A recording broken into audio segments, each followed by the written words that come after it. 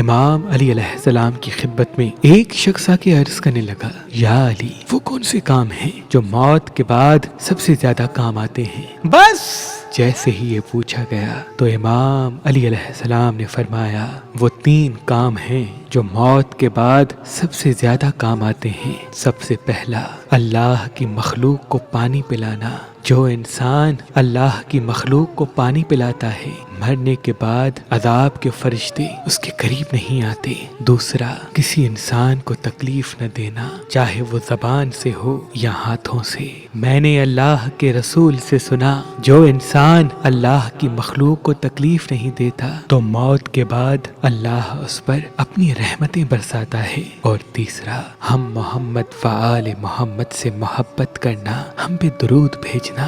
یاد رکھنا، جو انسان ہم اہل بیت کی محبت دل میں لے کے مرتا ہے تو اللہ اس کی قبر کو روشن کرتا ہے، اور یوں برزخ کے حساب سے لے کر جنت تک ہم اس کے ساتھ ساتھ رہتے ہیں۔ کیونکہ جو زندگی میں ہمیں یاد کرتا ہے، ہم اسے مرنے کے بعد تنہا نہیں چھوڑتے، ہم اسے مرنے کے بعد تنہا نہیں چھوڑتے۔